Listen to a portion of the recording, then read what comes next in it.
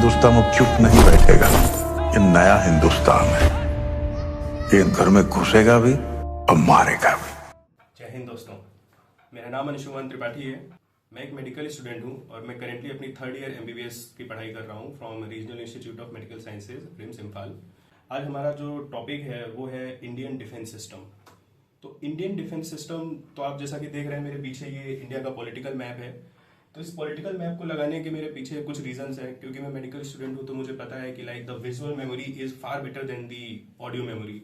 तो जो चीज हम देखते हैं, जो भी इंसान देखता है, वो उसको हमेशा याद रहता है एज कम्पेयर टू जो भी वो सुनता है या जो भी वो किताबों में पढ़ता है। तो इंडियन डिफेंस सिस्टम को समझना दो रीजंस की वजह से बहुत इंपॉर्टेंट है। फर्स्ट, क्योंकि लोगों की इस टॉपिक में क्लैरिटी बहुत कम है, और दूसरा इंडिया की ज्योग्राफिकल लोकेशन। तो हमारे इंडिया की जो ज्योग्राफिकल लोकेशन है, तो आप देख सकते हैं इस पूरे मैप में कि इंडिया 6 इंटरनेशनल कंट्रीज के साथ बॉर्डर शेयर करता है।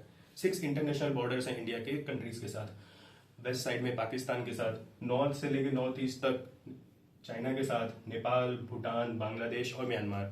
तो इंडिया जो कि इतने सारी कंट्रीज के साथ बॉर्डर शेयर करता है, जिसमें कि पाकिस्तान और चाइना के साथ तो इंडिया के रिलेशंस बहुत अच्छे नहीं है, जो कि हम सबको पता है, लाइक वो एनिमी रिलेशंस हैं। तो इन सब के बाद भी इंडिया सेफ है। इंडिया की जो लाइक उसकी बाउंड्रीज हैं वो सेफ हैं। तो ये क्यों पॉसिबल हो पा रहा है? ये इसलिए पॉसिबल हो पा रहा है क्योंकि इंडिया का जो डिफेंस सिस्टम है बहुत स्ट्रांग है। तो जनरली हम लोग के अंदर थिंकिंग क्या होती है, जो कि मेरे अंदर भी, जब मैंने पढ़ाई नहीं करी थी, स्टडी नहीं करा था, इस पर रिसर्च नहीं किया था, तो मेरे अंदर भी यही थिंकिंग थी, आर्मी या सेना जिसको हम फौज कहते हैं, कि लाइक आर्मी ही पूरे इंडिया की सिक्योरिटी को मेंटेन करती है। तो जैसा कि मैंने आपको बताया कि जनरली लोगों के अंदर थिंकिंग क्या होती है कि जो पूरे इंडिया की हमारे जो सिक्योरिटी है वो हमारी इंडियन आर्मी मेंटेन करती है।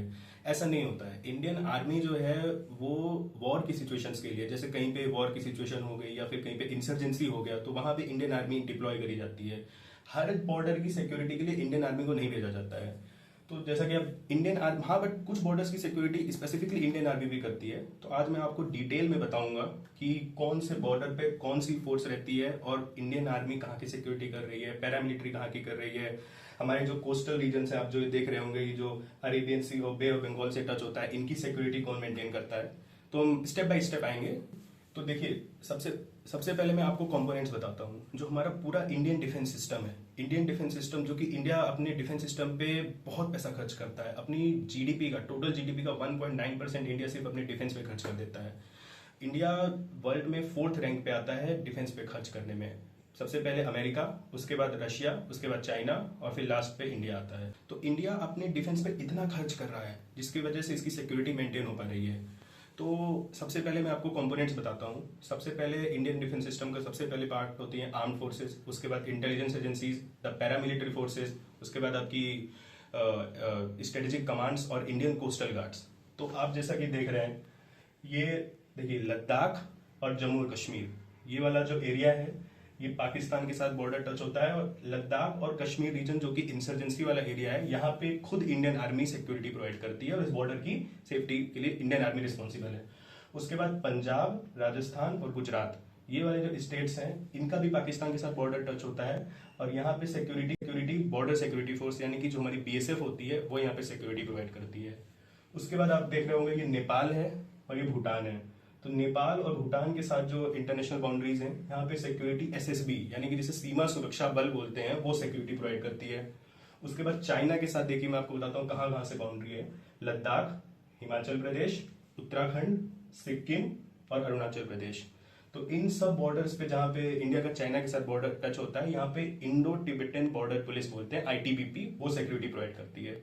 उसके बाद आप देखेंगे बांग्लादेश के साथ बॉर्डर टच हो रहा है। कौन कौन से स्टेट्स का? वेस्ट बंगाल का, मेघालय का, असम का और त्रिपुरा का। यहाँ पे बीएसएफ है। उसके बाद म्यांमार के साथ देखेंगे आप कौन कौन से बॉर्डर्स हमारे जो नॉर्थ ईस्टर्न स्टेट्स हैं, लाइक अरुणाचल प्रदेश, नागालैंड, मणिपुर एंड मिजोरम, इनका बॉर्डर टच होता है। यहाँ पे बीएसएफ और असम राइफल्स दोनों मिलकर यहाँ पे सिक्योरिटी प्रोवाइड करती है। तो ये तो जैसे हो गया हमारे लैंड बॉर्डर जिन जिन जिन कंट्रीज के साथ टच होते हैं। बट उसके बाद हमारी कोस्टल एरियाज हैं, जैसे कि आप लेफ्ट साइड में ये अरेबियन सी है, राइट साइड में बे ऑफ बंगाल है। तो ये दोनों चीजों, यहाँ पे जो कोई लैंड बॉर्डर नहीं है, बट यहाँ पे आपका सी बॉर्डर है, तो यहाँ पे भी सिक्योरिटी की बहुत इंपॉर्टेंट है। तो यहाँ पे आप देख रहे होंगे मैप में, महाराष्ट्र, कर्नाटका, गोवा और केरल, ये 4 स्टेट्स का अरेबियन सी के साथ बॉर्डर टच होता है। और राइट में तमिलनाडु, आंध्र प्रदेश, उड़ीसा और वेस्ट बंगाल, इनका बे ऑफ बंगाल के साथ बॉर्डर टच होता है। तो इन सारे स्टेट्स में इंडियन कोस्टल गार्ड्स जो हैं वो सिक्योरिटी प्रोवाइड करते हैं। तो अब देखिए जैसे कि महाराष्ट्र के रत्नागिरी हो गया, चाहे आपका कर्नाटका का मैंगलोर हो गया, चाहे केरला के कोची में, इन 3 जगह पे सी पोर्ट पे यहाँ पे इंडियन कोस्टल गार्ड्स होते हैं। फिर तमिलनाडु के टूटोकोरिन में, आंध्र प्रदेश के विशाखापट्टनम में, उसके बाद उड़ीसा के पारादीप में और वेस्ट बंगाल के हल्दिया में, यहाँ पे भी इंडियन कोस्टल गार्ड्स प्रेजेंट रहते हैं। तो ये तो हो गया आपका फिर कोस्टल गार्ड्स, जो कि आपके लैंड की जगह जो सी एरियाज हैं, सी बॉर्डर्स हैं, वहाँ पे सिक्योरिटी प्रोवाइड करते हैं। तो देखिए अब तक हमने क्या क्या समझा। एक तो हमारा जो कश्मीर का एरिया है वहाँ पे खुद इंडियन आर्मी सिक्योरिटी दे रही है। उसके बाद पाकिस्तान के साथ जो बॉर्डर लग रहे हैं वहाँ पे बीएसएफ, चाइना के साथ जो बॉर्डर लग रहा है उसमें इंडो तिब्बतन बॉर्डर पुलिस, जो नेपाल और भूटान के साथ बॉर्डर लग रहा है वहाँ पे सीमा सुरक्षा बल, जो बांग्लादेश के साथ और म्यांमार के साथ लग रहा है उसमें बॉर्डर सिक्योरिटी फोर्स यानी कि बीएसएफ और असम राइफल्स। तो ये तो हो गया आपका जो लैंड का एरिया है, इसके लिए लैंड या सी का जो एरिया है इसमें इन बॉर्डर्स पे सिक्योरिटी। उसके बाद हमारी जो नेवी है इंडिया का, देखिए जैसे आपको मैप में दिख रहा होगा, इंडियन ओशियन पे मैक्सिमम कंट्रोल इंडिया का है। तो कंट्रोल मेंटेन ऐसे तो होता नहीं है, उसको मेंटेन करने के लिए बहुत सारी रिस्पॉन्सिबिलिटी होती है। तो उसको जो नेवी में और पूरा कंट्रोल है, जो सी रूट का कंट्रोल है या फिर जो भी शिप्स हैं या फिर जो स्मगलिंग को रोकना, इन सब काम को जो कंट्रोल करती है वो हमारी इंडियन नेवी करती है। इंडियन नेवी का काम है पूरे समुद्र या फिर जिसे महासागर पे कंट्रोल कहते हैं उसे इंडियन नेवी सुनिश्चित करती है। हमारे इंडियन नेवी के जो हेड हैं वो होते हैं चीफ ऑफ नेवल स्टाफ, और ये हेडक्वार्टर इनका दिल्ली में होता है। अब देखिए ये इंडियन नेवी हो गया इसका पानी के लिए। उसके बाद जो एयर में जो हमारी कंट्रोल मेंटेन करती है वो हमारी इंडियन एयरफोर्स करती है। इंडियन एयरफोर्स का काम एयर स्ट्राइक करना या फिर उसके बाद आपके कोई ऑपरेशंस करना या फिर जैसे इंसर्जेंसी हुआ है तो उसमें राहत पहुंचाना, ये सब काम हमारे इंडियन एयरफोर्स का होता है। तो देखिए ये तो हो गया हमारे एक्सटर्नल सिक्योरिटी के बारे में। बट हमारी जो इंडियन डिफेंस सिस्टम है वो इससे भी बहुत ज़्यादा है। वो सिर्फ एक्सटर्नल सिक्योरिटी नहीं, वो इंटरनल सिक्योरिटी का मेंटेनेंस भी उसके अंडर ही आता है। तो अब इंटरनल सिक्योरिटी के लिए बहुत सारी चीज़ें होती हैं, लाइक सीआरपीएफ है, सीआईएसएफ है, उसके बाद आपकी सीएपीएफ है। तो सीआरपीएफ हो गई आपकी सेंट्रल रिजर्व पुलिस फोर्स। जैसे कि आपने कई बार सुना होगा कि जैसे किसी भी स्टेट में इंडिया के मतलब कोई इंसर्जेंसी हो गया, जैसे आपने अभी हाल ही में मणिपुर का केस सुना होगा, जब मणिपुर में इंसर्जेंसी हुई थी तो सीआरपीएफ को डिप्लॉय किया गया था। तो सीआरपीएफ जो फोर्स है ये पैरामिलिट्री फोर्स है जो कि डायरेक्ट सेंट्रल गवर्नमेंट के कंट्रोल में होती है, और ये कहीं किसी भी स्टेट में इंडिया की जब इंसर्जेंसी होती है तो इसको वहाँ डिप्लॉय किया जाता है। उसके बाद जो हमारी नेक्स्ट फोर्स होती है वो होती है सीआईएसएफ। सीआईएसएफ का काम है इंडिया के जितने भी मतलब जो इंपॉर्टेंट स्ट्रक्चर्स हैं उनकी सिक्योरिटी मेंटेन करना, जो कि बेसिकली इंडियन एयरपोर्ट्स हैं उनकी सिक्योरिटी मेंटेन करना सीआईएसएफ की रिस्पॉन्सिबिलिटी होती है। जब कांधार का प्लेन हाईजैक हुआ था, जो जब इंडिया का प्लेन को हाईजैक करके कांधार ले गया गया था, उस टाइम के बाद उस हाईजैक को रोकने के लिए सीआईएसएफ को डायरेक्टली इंडियन एयरपोर्ट्स की सिक्योरिटी दे दी गई है, जो कि आपने जब भी आपने अगर आपने फ्लाइट से ट्रेवल किया है तो आपने देखा होगा बहुत बहुत हाईली सिक्योर्ड रहता है, मतलब सिक्योरिटी उनकी बहुत टाइट रहती है। तो इंडियन एयरपोर्ट्स की सिक्योरिटी कंप्लीटली सीआईएसएफ की रिस्पॉन्सिबिलिटी। तो इन पैरामिलिट्री फोर्सेस के बाद आपकी इंटेलिजेंस एजेंसीज आती हैं। इंटेलिजेंस एजेंसी देखिए ये तो हो गई फोर्सेज जो कि मतलब या तो इंसर्जेंसी को कंट्रोल करेंगी या तो वॉर पे जाएंगी या तो मतलब हार्मोनी पीस मेंटेन करके रखेंगी। बट एक बहुत इंपॉर्टेंट चीज होती है ना, जो कि हमने राजाओं की कहानी हमारी हिस्ट्री में भी देखा है, जासूस जो कि गुप्तचर बोलते थे। तो गुप्तचर क्या करते थे, जैसे राजा महाराजा क्या करते थे, कई गुप्तचर रखते थे जो एक राज्य से जाके दूसरे राज्य में, दुश्मन के राज्य में जाके छिपे रहते थे और वहां से इंफॉर्मेशन ला करके वो इनको देते थे कि फलाने आपके ऊपर हमला करने वाले हैं या फिर ये आपके खिलाफ ये काम कर रहे हैं। तो उनको क्या रहता था कि वो अपनी फोर्सेस को और अपना पैसा वैसा मेंटेन करना शुरू कर देते थे कि लाइक वॉर के पहले ही उनको इन्फॉर्मेशन मिल जाती थी। तो ये सब जो चीज है, तो वही सिस्टम जो था वो आज भी है। उस समय उन्हें गुप्तचर कहते थे, आज उन्हें इंटेलिजेंस एजेंट कहते हैं। जो हमारे इंडिया की जो इंटेलिजेंस एजेंसी है वो बहुत पावरफुल है। तो इंटेलिजेंस एजेंसी इंडिया की 4 तरह की है। सबसे इंपॉर्टेंट RNEW जो कि research and analysis wing raw, आपने रॉ का नाम जरूर सुना होगा, जो कि RN काउ ने फाउंड किया था। तो जो हमारा रिसर्च एंड एनालिसिस विंग इसने बहुत काम किया है हमारे इंडिया के लिए। उसके बाद तो रॉ का जो काम है ये बेसिकली एक्सटर्नल इंटेल को मेंटेन करना, मतलब पूरी जो बाहर की वर्ल्ड की जितनी कंट्रीज है वहां पे इंडिया के खिलाफ कोई एक्शन हो रहा है या फिर इंडिया से रिलेटेड कुछ भी काम हो रहा है तो उसकी कंप्लीट इन्फॉर्मेशन रॉ देखता है और रॉ उसका इन्फॉर्मेशन ला करके यहाँ पे देता है। जो कि रॉ के हेड पहले वो थे हमारे अजीत डोभाल, जो कि अब हमारे NSA हैं, यानी कि डायरेक्ट प्राइम मिनिस्टर के वो सिक्योरिटी एडवाइजर हैं। तो ये तो हो गया रॉ के बारे में। उसके बाद जो हमारी इंटरनल इंटेल मेंटेन करता है, मतलब ऐसा तो है नहीं कि सिर्फ इंसर्जेंसी बाहर हो सकती है, अंदर भी गुप्तचर होने जरूरी है। पहले भी ऐसा होता था कि सिर्फ बाहर गुप्तचर नहीं भेजे जाते थे, गुप्तचर अंदर भी रहते थे।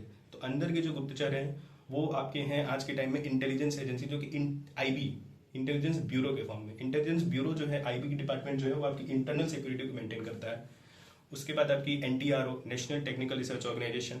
उसके बाद आपकी डीआईए, डिफेंस इंटेलिजेंस एजेंसी, जो कि मिलिट्री इंटेल प्रोवाइड करता है, जो कि बहुत इंपॉर्टेंट है किसी भी कंट्री के लिए। ऐसे ही स्ट्रेटेजिक कमांड्स होते हैं जो कि लाइक अलग अलग डिपार्टमेंट्स होते हैं, जो कि इंफॉर्मेशन को लाइक अलग अलग जगह भेजा जाता है, तो वो सब स्ट्रेटेजिक कमांड्स होते हैं। तो ये जो पूरा कॉम्प्लेक्स स्ट्रक्चर है ये इंडिया की सिक्योरिटी को मेंटेन करता है। तो ऐसा नहीं होता है कि लाइक सिर्फ आर्मी मेंटेन करती है या फिर नेवी मेंटेन करती है या फिर इंटेलिजेंस एजेंसी मेंटेन करती है। जब ये सब एक साथ आते हैं, जैसे हम लोग मेडिकल स्टूडेंट हैं तो उसमें हमने एक पढ़ा था लाइक एक आर्टरीज जैसे होती है ना, कुछ हमारे बॉडी के ऐसे एरियाज होते हैं जहाँ पे सिर्फ अकेली एक आर्टरी ब्लड नहीं सप्लाई कर पाती, वहाँ पे एनास्टोमोसिस बोलते हैं। Anastomosis is like the relation between multiple arteries to provide blood supply to area. तो वैसे ही यहाँ पे है लाइक हमारा सब जो कॉम्प्लेक्स स्ट्रक्चर एक साथ मिलते हैं तो ये इंडिया की सिक्योरिटी मेंटेन होती है। तो मैं एक बार आपको दोबारा समरी दे देता हूँ। देखिए, हमारा डिफेंस सिस्टम, उसके कई पार्ट्स हैं। सबसे इंपॉर्टेंट पार्ट्स है हमारी आर्म फोर्सेस, उसके बाद हमारी इंटेलिजेंस एजेंसीज, पैरामिलिट्री फोर्सेस, उसके बाद हमारी स्ट्रेटेजिक कमांड्स और इंडियन कोस्टल गार्ड्स। कश्मीर और लद्दाख का जो एरिया है, Indian army, then Punjab, Rajasthan, Gujarat, BSF, then with Nepal and Bhutan, Seema Suraksha Bal, with China, ITBP, with Bangladesh and Myanmar, BSF, along with in Myanmar, Assam Rifles. Then in these coastal areas, Indian Coastal Guards. Then for air, it's Indian Air Force. For the like sea, Indian Navy. So ये आज का मेरा video था जो कि Indian defence system पे था। I hope आपको समझ आया होगा। All the constructive criticisms are highly appreciated. Okay, if you like my video, then please like, share and subscribe. Bharat माता की जय।